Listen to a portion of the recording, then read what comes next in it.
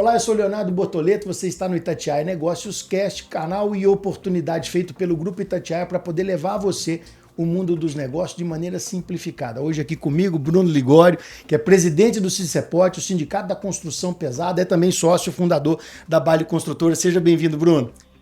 Muito obrigado, Léo. Muito bom dia. Parabéns pelo programa, pela iniciativa do podcast Negócios e tenho certeza que teremos aqui a oportunidade de discutir temas importantes aí para Minas Gerais, para a nossa cidade, temas relacionados à infraestrutura. Não tenho a menor dúvida, Bruno, e uma das coisas que eu acho que é mais importante para o temário que nós vamos tratar é o ano que nós estamos vivendo. Esse ano que não só é um ano eleitoral, mas é um ano fundamental para a infraestrutura aqui no Brasil. Eu queria que você explicasse um pouquinho para quem está acompanhando a gente a importância disso ser manchete, a importância e relevância desse assunto estar na pauta da população. A infraestrutura, Léo, ela acaba permeando todos os setores da economia. Ela é a base para o desenvolvimento do Estado, para o desenvolvimento das indústrias, para o desenvolvimento do agronegócio, para a segurança pública, para a saúde pública. A infraestrutura é base para tudo. E quando chega no ano político, no ano eleitoral, que a gente acaba, infelizmente, tendo no Brasil a cada 2 anos, isso vem muito à tona, todo mundo quer se apropriar da pauta, quer conversar, mas a gente tem que mostrar para a sociedade, mostrar a importância de se pensar em infraestrutura no longo prazo. Infraestrutura não se faz da noite para o dia. Infraestrutura tem que ser planejada por todos os envolvidos, para o Poder Executivo, Legislativo, pela sociedade, tem que ser demandado e planejado para daqui a 5, 10, 15 anos. E aí me explica uma coisa, o que uma pessoa que vai estar inserida nesse mundo da construção pesada, estou falando desde o canteiro até a alta direção, o que essas pessoas têm em comum? O que permeia o DNA de quem vai para a construção pesada? A construção pesada, de forma majoritária, são obras grandes, obras vultuosas, obras que muitas vezes estão em lugares mais ermos ou lugares afastados de centros urbanos. Não significa que a gente não tem infraestrutura em centros urbanos, mas são obras de campo. Então, a pessoa tem que gostar dessa dinâmica, tem que gostar da dinâmica de estar sempre fazendo acontecer e, acima de tudo, eu acho que tem que ter uma paixão por estar construindo o nosso país, construindo o nosso estado. Eu acho que isso aqui é o mais legal, assim, de quem está no setor e de quem gosta de trabalhar no setor. É um envolvimento direto com desenvolvimento econômico e social, né? O sentimento de pertencimento, um sentimento de que aquilo ali realmente está fazendo diferença para a sociedade, está entregando aí para o estado. Eu acho que a gente está vivendo um tempo, Bruno, assim, pelo menos é a minha percepção, como ao meu olhar, ao ver o que está sendo comentado, o que está sendo falado sobre desenvolvimento econômico. Deixa eu te fazer uma pergunta que eu particularmente tenho uma visão sobre isso, mas eu queria você, como liderança, saber como que pensa o CICEPOT. Tem condição da gente estar falando em desenvolvimento econômico sem estrada, sem saneamento, sem logística? É impossível, né, Léo? É justamente o que eu comentei agora há pouco. Infraestrutura é a base do desenvolvimento. É ali que você fomenta ou inibe o desenvolvimento. Então, ela costuma realmente vir à tona quando ela é um problema, quando ela é um gargalo. E nós não podemos deixar isso acontecer. A infraestrutura ela tem que estar um passo à frente para que realmente a gente possa fomentar, buscar e trazer investimentos. Atrás do investimento vem emprego, vem PIB, vem renda, vem desenvolvimento social, vem educação, vem condição para que as nossas famílias melhorem de vida. E a base disso tudo é a infraestrutura, seja ela rodoviária, seja ela ferroviária, seja a infraestrutura da saúde, seja a infraestrutura de energia. A gente algumas vezes vê um projeto indo para outro lugar, para outro município, porque ali não tem a capacidade ou a condição de se levar a energia que aquela indústria demanda. A mesma coisa acontece com a estrada, né? Se a gente não tem uma boa rodovia para escoar os produtos, os investimentos acabam indo para onde fica mais barato, para onde a logística é melhor. E me explica uma coisa, na liderança de um sindicato tão importante para essa esfera do desenvolvimento econômico e em especial para a infraestrutura, o que mais se exige dessa liderança? No caso, você. Mais é a articulação política, é a técnica da engenharia, é o poder de negociação. Na onde que você é mais cobrado, onde que você é mais exigido no seu dia a dia, Bruno? Essa é uma boa pergunta e o que eu vejo quando a gente olha a história do sindicato, que todas essas qualidades elas são importantes para quem está liderando uma entidade associativista. Nós somos lá hoje mais de 230 empresas associadas, tem empresas de pequeno porte, médio porte, empresas grandes e gigantes. As maiores consultoras do Brasil que têm presença em Minas Gerais estão filiadas com a gente. Temos diversos setores, setor rodoviário, setor de obras de saneamento, setor de obras de arte especial, pontes, viadutos, infraestrutura urbana e edificações públicas. Então a diversidade é muito grande. Então, acima de tudo, eu acho que a gente tem que entender as necessidades de cada associado, as necessidades de um setor tão diverso como o nosso, tão amplo como o nosso. Tem que ter essa qualidade e essa percepção de conseguir navegar aí por interesses diversos, tem que conseguir dialogar bem com o poder público, seja o legislativo ou o executivo, porque nós estamos falando de infraestrutura, de política pública, mas acima de tudo eu acho que precisa de resiliência. Resiliência porque não é fácil, a gente está ali defendendo um interesse comum, um interesse de todos, e lembrando que por trás eu tenho a minha empresa, os meus interesses, o meu negócio, mas quando você chega na posição de associativista, você tem que pensar muito mais no coletivo, no todos, do que nos interesses pessoais. Essa é a linha que divide a decisão do empresário para o representante da entidade de classe. Sim. Exatamente. Essa é a linha, não é uma linha que divide, ela se confunde, né? Okay. Todos os dias eu exerço o papel de empresário, de dono de empresa e exerço o papel de representante da categoria, de representante de todas as empresas que muitas vezes são meus concorrentes.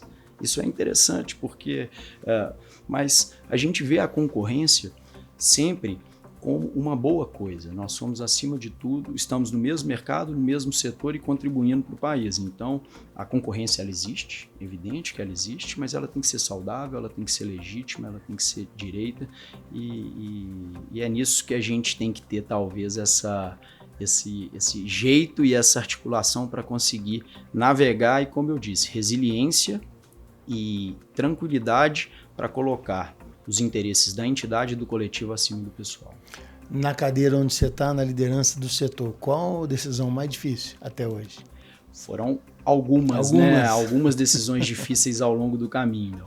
Mas quando a gente deixa claro essa postura, e quando eu fui eleito para ser representante dessa categoria, eu sempre deixei muito claro, eu vou defender o certo, eu vou defender, é claro que a gente defende o mercado e defende as associadas, mas quando houver um conflito de interesse, e a gente já tendo essa linha clara, essa posição clara, ninguém pode te cobrar contra. A gente defende o certo, a gente defende o que é legítimo, a gente defende o que é direito. E se isso deixa alguém insatisfeito ou atrapalha alguém, a gente está no caminho onde a gente se propôs, é a linha de conduta que a gente sempre estabeleceu. Então é mais fácil de tomar as decisões difíceis, vamos assim dizer. Tem um norte bem definido. Tem um norte bem definido, uma posição bem clara e bem colocada. Deixa eu te perguntar uma coisa que eu acho que é uma dúvida de todo mundo que está ouvindo a gente. Por que obra pública não consegue perder essa pecha de obra cara e de obra atrasada? Essa é a sensação do setor também ou não? É diferente da população? Essa é a sensação do setor e essa é a sensação e esse é o quadro que a gente precisa mudar. Essa é a pauta número 1 do sindicato. É mudar a qualidade das entregas das obras públicas. O problema está onde, Bruno? Léo, o problema ele é uma somatória de vários fatores, né? A gente, olhando para trás, olhando historicamente, passamos por vários momentos, mas não tenha dúvida que o problema está na modelagem, a forma de se contratar. Hoje o problema está na modelagem. É projeto, é forma. É forma de se contratar, a forma de se contratar o projeto, porque antes de se fazer a obra, se contrata o projeto. É uma licitação para se contratar o projeto. Essa forma começa errada. A forma de se planejar a infraestrutura, a forma de se planejar as licitações e a forma de se contratar as obras. Então, vou te dar um número, Léo, e vou dar um número aqui para todos os ouvintes. Qualquer um pode acessar agora o painel de obras paralisadas do Tribunal de Contas da União. Basta digitar no Google, painel de obras paralisadas. Nós temos hoje 50,7% das obras com recursos federais paradas no Brasil. Mais da metade das obras públicas estão paradas no Brasil. Tem um motivo que... São 11 mil obras, mais de 11 mil obras paradas, mais de 4.100 obras da saúde, 3.900 obras da educação básica. Você imagina o custo disso. Além do custo investido, do custo dos investimentos, o custo disso para a sociedade. Isso é a modelagem. Na nossa avaliação e no nosso diagnóstico, o que a gente tenta mostrar isso, esse é um problema da modelagem. Não se pode, Léo, não se deve contratar obra como se compra uma caneta BIC. E a lei de licitações é a mesma. Então se faz um pregão para se comprar uma caneta e quem oferecer o menor preço, ok. Obra a gente não deve tratar assim. Obra se deve fazer uma qualificação para ver se aquela empresa que será contratada tem a capacidade de entregar aquele tipo de obra. Não adianta o Bruno querer entregar uma ponte Rio-Niterói. Eu não tenho condição técnica para construir uma ponte. Capacitação mesmo, Capacitação é o norte da empresa. Das empresas. Então, essa qualificação se perdeu ao longo do caminho. E essa modelagem precisa realmente de ser revista. Temos uma nova lei de licitações desde 2021 e essa lei trouxe muitos avanços, mas a gente ainda vê as interpretações dos tribunais, dos órgãos de controle, um medo muito grande do gestor público de se inovar, de se buscar a melhor contratação. E temos que construir e conscientizar todo mundo de que não mudar esse modelo de contratação hoje tem nos trazido aonde estamos, com mais da metade das obras públicas paradas. Então, vamos falar um pouquinho sobre esse grupo de trabalho, sobre a lei de licitações, porque o que me parece é que, eu posso estar enganado, e é a oportunidade até de você me esclarecer junto da nossa audiência. Me dá a impressão de que a gente está querendo colocar uma coisa nova, mas a turma ainda pensa de outro jeito, a mentalidade está ali atrás, não estamos olhando os novos processos de construção, não estamos olhando o que está acontecendo no mundo afora. Minha visão está certa ou não? Está certa, é justamente isso. Eu acho que a gente está muito preso ao passado, as mudanças no setor público demoram demais, o modelo atual não incentiva a inovação, não incentiva o desenvolvimento tecnológico de produtividade, ele é muito rígido e então a gente acaba tendo uma lentidão muito grande nessa evolução nas obras públicas. A gente tem que buscar referências fora. Hoje a gente imagina o seguinte, qual que é o modelo de contratação de obra pública que é bem sucedido em países bem sucedidos? E claro, disponibilizar, planejar e disponibilizar dinheiros e recursos para se investir na infraestrutura que se começa hoje. Os projetos que a gente precisa, sejam eles rodoviários, ferroviários, de saneamento, daqui a 10 anos, a gente tem que começar a planejá-los agora. Não adianta chegar daqui a 10 anos e dizer, precisamos de tal investimento. Vamos Cadê os projetos? Numa solução. Cadê Olha que o problema está aí. Cadê, né? Entendido. O que muda no canteiro de obra? Por exemplo, com a nova lei de licitações, a rotina muda, estabelece uma nova relação, como é que fica o canteiro? Não, o canteiro, a mudança ela até não é tão grande. Não.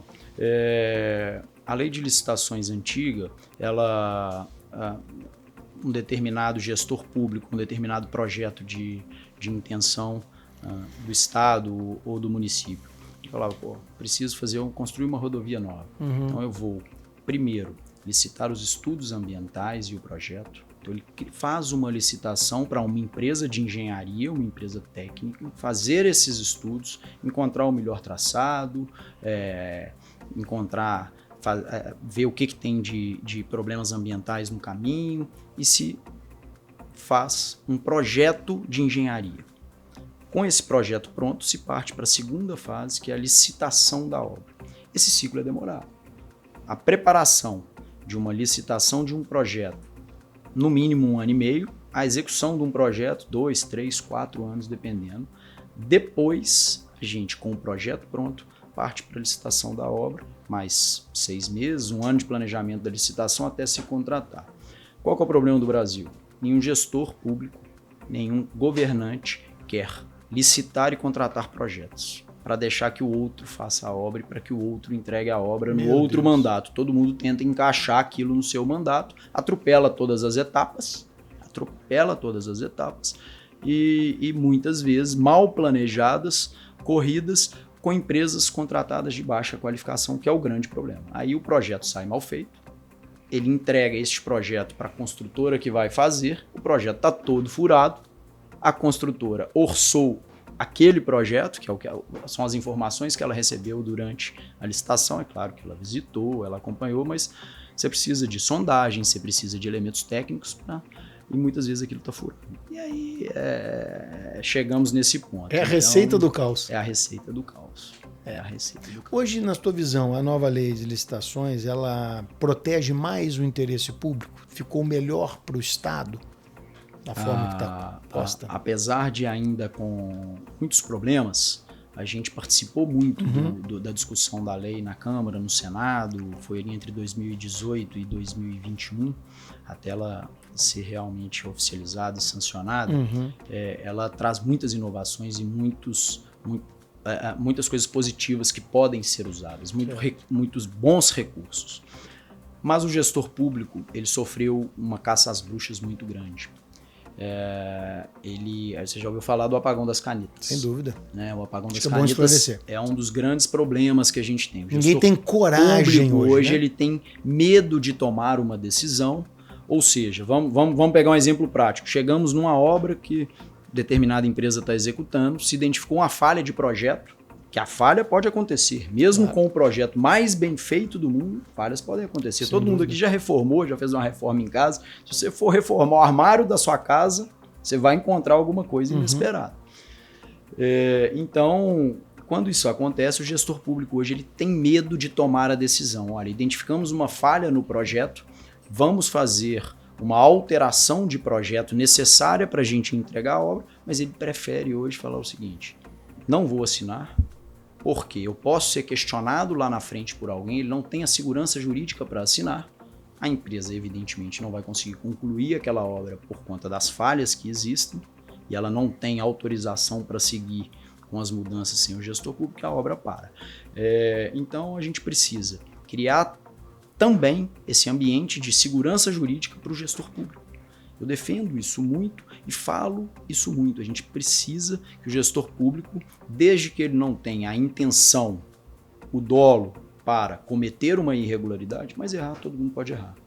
Na minha empresa eu erro todos os dias, você erra. E se ele tomou uma decisão errada, mas bem embasada, bem documentada, e lá na frente se mostrou errada por algum motivo, que ele não seja punido por aquilo. Para dar segurança para ele, para que ele volte a fazer a gestão pública, defender os interesses da entrega da obra, da conclusão da obra. A gente tem que saber separar muito bem o erro da má-fé. Exatamente. Tá misturando tudo junto, né? Mas o ambiente legal trouxe isso, Léo. Eu acho que hoje nós temos já uma nova lei de licitações, uma lei de introdução ao direito administrativo, apesar de eu não ser advogado, a gente entende, e a nova lei de improbidade administrativa, que vai para os gestores públicos. Então, esse ambiente legal para dar essa proteção, ele hoje já traz e deixa muito explícita essa diferença entre a culpa e o erro, a intenção e o erro. O que a gente precisa realmente é repercutir isso, dar essa segurança, inclusive lá na frente para eventuais auditorias, órgãos de controle que saiba diferenciar o que foi um erro do que foi uma intenção de má-fé. E a má-fé tem que ser punida, tem que ser combatida e tem que ser investigada. Isso também é básico, né, Léo? Eu acho que a gente precisa defender sempre essa auditoria e essa busca por quem não quer atuar de forma adequada no mercado. Bruno, vamos tocar na ferida. Onde que estão os maiores gargalos de infraestrutura aqui em Minas Gerais? Na sua opinião? A infraestrutura de Minas, hoje ela começa a ter um planejamento mais longo, um planejamento de Estado e um planejamento não de governo, né? Mas os gargalos são muitos. Eu acho que o setor de saneamento tem um gargalo hoje gigantesco, mas o marco do saneamento, a lei federal, com obrigações de investimento, independente de quem estiver à frente, se vai ser a Copasa ou se vai ser outro operador, terão que ser cumpridos. Então, eu acredito que estamos caminhando bem para isso. O setor logístico, o setor rodoviário e ferroviário, também hoje ainda são bem suficientes para a demanda e para a produção e para a capacidade de produção que a gente tem. Né? A gente tem uma mineração muito forte, um agro muito forte, uma indústria muito forte, onde a gente precisa levar esses produtos até a ponta com custo baixo. Nosso custo de produção é um dos menores do mundo, mas o custo para que o minério, a comida, a plantação ou o produto industrial chegue do outro lado, ele fica muito caro pelo custo logístico. O custo Brasil hoje é muito alto. E isso é falta de infraestrutura. Então nós precisamos realmente repensar a infraestrutura multimodal de forma geral e de forma que nos dê competitividade lá na frente. O Brasil está preparado para esse novo ciclo de investimento em infraestrutura? E até engatando uma coisa na outra, qual que é o custo que está invisível a todo mundo de ficar adiando essas decisões? Quase 19% do custo do Brasil é custo logístico, é custo com transporte. Isso é um absurdo. Muito mais alto do que os países desenvolvidos. É um absurdo. Né? Então, definitivamente, o Brasil não está preparado. O Brasil precisa encarar a infraestrutura, investir em infraestrutura para, quem sabe, a gente estar preparado daqui a 15, 20 anos. É muito do que a China fez, do que os países desenvolvidos fizeram. Que não deixa de ser uma grande oportunidade, né, Bruno? Claro, a gente precisa encarar isso como dever de casa. Né? Os países desenvolvidos que têm uma boa infraestrutura, eles investem mais, de forma permanente, 4% do PIB. Nós hoje investimos 1,5%, 1,8% do PIB, estou falando números nacionais, ou seja, menos da metade do necessário. Teríamos que ficar 10, 15, 20 anos investindo mais do que 4% do PIB para que a gente tenha uma infraestrutura adequada lá na frente. É um desafio. É um baita desafio. Vamos lá, agora temos um quadro aqui, Bruno, que chama Raio X. Eu pergunto, você me responde, mas tem que ser de pronto, sem tempo para pensar. Combinado? Combinado. 4 perguntas, é rapidinho. O erro nasce no papel ou no canteiro? No papel, falta de planejamento. Licitação escolhe fornecedor ou empurra problema? Hoje empurra problema, não tem a menor dúvida. Obra parada é falha técnica ou falha de liderança? Falha técnica, a engenharia deve e tem que ser valorizada nas contratações e nos planejamentos das obras. E última pergunta do Raio X, infraestrutura é política pública ou é projeto do Estado? Tem que ser projeto de Estado. Vai muito do que a gente colocou. Tem que ser projeto de Estado e não pode ser projeto de governo. Mas, infelizmente, não é o que a gente tem visto no nosso dia a dia aí. Temos uma pergunta da audiência, chama-se Pergunta de Ouro, pelo valor que ela tem para nós, que somos aqui da Itatiaia. Pergunta direta para você, Bruno, presidente do Cicepote MG, o Sindicato da Construção Pesada. Sem estrada, saneamento e transporte funcionando, o Brasil vai conseguir crescer de verdade? Não consegue, nem o Brasil, nem o estado de Minas Gerais. A gente precisa realmente fomentar e não atrapalhar os investimentos, né, Léo? Então, hoje temos alguns estudos e tem um estudo que a gente está trabalhando junto lá com a FIENG, com o apoio da FIENG. Cada emprego gerado diretamente nas obras de infraestrutura geram 8,7 empregos na cadeia da economia. Cada real investido na infraestrutura volta com 1,7 reais na economia. Então, infraestrutura não é gasto, é investimento. A gente precisa investir e manter os nossos ativos de infraestrutura. Precisamos mudar esse mindset, planejar e encarar isso como uma política de Estado. E é isso que a gente tem feito. Eu acho que esse bate-papo aqui é importante para isso, para a gente levar para a audiência, para a gente conscientizar o nosso legislativo, conscientizar o nosso poder executivo e para que a gente possa colocar essas propostas para todos os candidatos com quem a gente possa conversar esse ano e, muito mais importante, cobrar essas propostas e esse planejamento de infraestrutura para quem foi eleito e assumir o mandato a partir de 2027.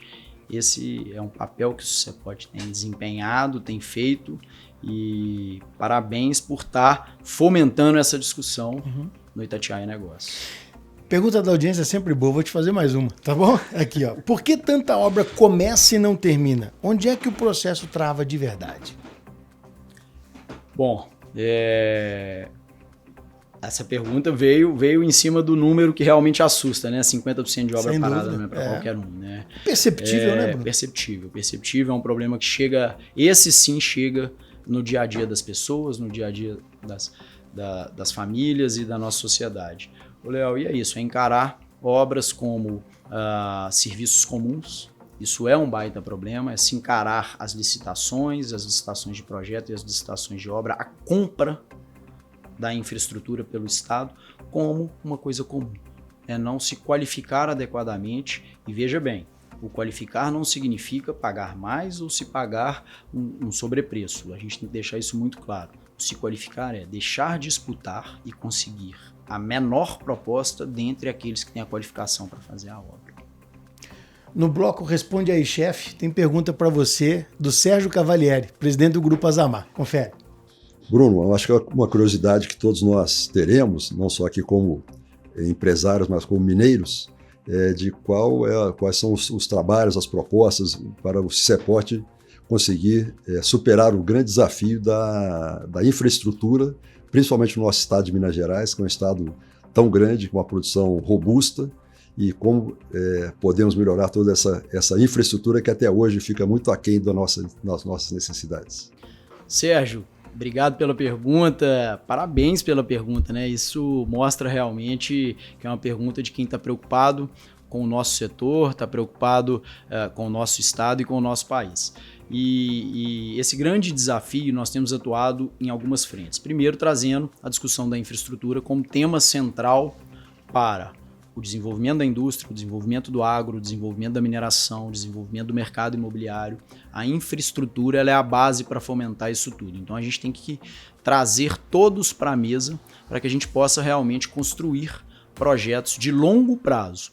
E quando a gente abre essa discussão, conflitos de interesse evidentemente aparecem. A indústria quer uma coisa, o agro às vezes quer outra coisa. A gente precisa realmente pensar no que vai trazer mais desenvolvimento para Minas Gerais, fazer-se para casa, né? E a gente tem feito, a gente tem conversado com a federação, com todas as federações, com todas as entidades de classe, para que a gente possa realmente tentar conciliar e construir projetos de longo prazo para apresentar e cobrar os nossos poderes executivos e legislativos. Um segundo ponto, o Sérgio, muito interessante, é tentar trazer uma renovação para o setor. A gente precisa de novos empresários, a gente precisa que os sucessores dos nossos empresários também passem a entender e se envolvam nesse problema. E eles é que estarão liderando o setor e as empresas daqui a 10 a 15 anos. Nessa linha, foi criado o CICEPOT Jovem. O CICEPOT Jovem tem 2 anos e meio aproximadamente, desde a sua fundação. E segunda-feira nós vamos fazer a recepção lá na casa dos novos membros, tem a sua diretoria, o seu presidente, e o CICEPOT Jovem hoje conta com mais de 150 membros que participam ativamente em reuniões mensais. Membros de 19 a 38 anos. Então, tem ali pessoas que acabaram de fazer Enem, entrar numa faculdade, estão começando na empresa do pai, já frequentam a entidade de classe, a entidade associativista, para entender a importância do CICEPOT para o setor e para o ambiente de negócio, que vai, evidentemente, refletir na entrega da construção das obras de infraestrutura que tem que ser planejada aí de longo prazo. Muito bem. Bruno, projetos de concessão e PPPs, parcerias público-privadas, o que o CICEPOT pensa sobre isso? Essa é uma ótima pergunta, Léo. O CICEPOT apoia e defende que a gente faça, sim, todas as concessões rodoviárias que forem possíveis, que forem economicamente viáveis. Não estamos falando só de rodoviária, nós temos concessões PPPs hoje de pontes, de balsas, de escolas, mas eu vou focar um pouquinho aqui no tema rodoviário para trazer alguns exemplos, né? Nós temos hoje 20 mil quilômetros pavimentados na malha do DR de Minas. Aproximadamente 2.400 quilômetros hoje são concedidos à iniciativa privada. Esses 2.400 quilômetros que são concedidos têm uma previsão de investimento muito maior do que os outros 20 mil quilômetros. É uma pena que a gente não consiga realmente dar viabilidade técnica para aumentar esse número de concessões.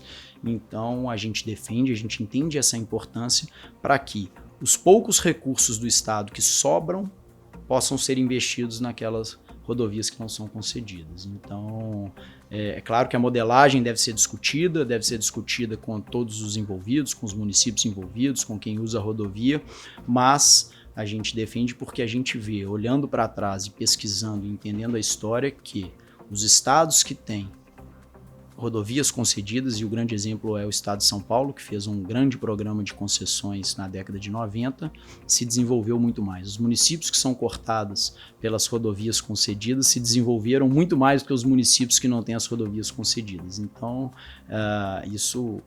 o que a gente já sabe, a gente consegue enxergar com números, a gente consegue enxergar pós 30 anos de concessão, como aquilo trouxe desenvolvimento para a região. Desatrelar a infraestrutura de desenvolvimento é um absurdo. Né? É um absurdo. E o Estado não consegue realmente, não tem capacidade hoje financeira para fazer a gestão de todos os ativos. Não tudo aquilo que puder ser bem concedido para a iniciativa privada, a gente defende que seja. 2 conselhos diretos, aproveitando aqui sua inteligência, sua visão de mundo, 2 conselhos diretos para quem empreende e lidera no setor de infraestrutura. Essa é boa, essa é uma pergunta boa. Obrigado, Léo, pela pergunta e obrigado pelo elogio. Mas, na verdade, eu acho que quem quiser entrar no mercado de infraestrutura ou quem for um sucessor, acredite no mercado, acredite no nosso papel, acredite na importância do nosso papel enquanto construtor do futuro. Né? É um setor de extrema importância. Tenha resiliência. A infraestrutura passa por bons momentos e maus momentos. Bons momentos com mais investimentos, maus momentos com falta de investimentos, com falta de recurso público. Tenha resiliência. E, acima de tudo, tenha habilidade para lidar com essas variações. Tem uma frase que eu gosto muito, é uma frase famosa, não me lembro de quem, mas o empresário da construção pesada, e eu trouxe isso evidentemente para o nosso setor, ele tem que ser um cruzamento de um dançarino com a máquina de calcular. É aquela mistura ali que pega tudo. Então, acreditem no setor, venham. É um baita setor, é um setor que nos dá realmente, que nos traz orgulho de trabalhar, dignidade. Venham trabalhar no setor, venham investir, empreender no setor e acreditem no associativismo. A casa, o associativismo, a gente precisa estar junto, as empresas precisam estarem juntas para enfrentar esses desafios de uma forma um pouco mais leve. Muito bem, Bruno Ligório, presidente do Sincepot MG, o Sindicato da Construção Pesada. Obrigado, Bruno, pela tua presença. Léo, muito obrigado aos ouvintes aí que nos escutam um pouquinho. Parabéns mais uma vez pelo trabalho e conte conosco para trazer discussões, às vezes mais técnicas, às vezes mais leves, mas para conversar aí sobre esse setor de importância para todos os outros setores da economia. A Itatiaia e a audiência agradece. Você que ficou comigo até aqui, muito obrigado por ter nos acompanhado. Nós nos encontramos no próximo episódio do Itatiaia Negócios Cast, onde os líderes se encontram.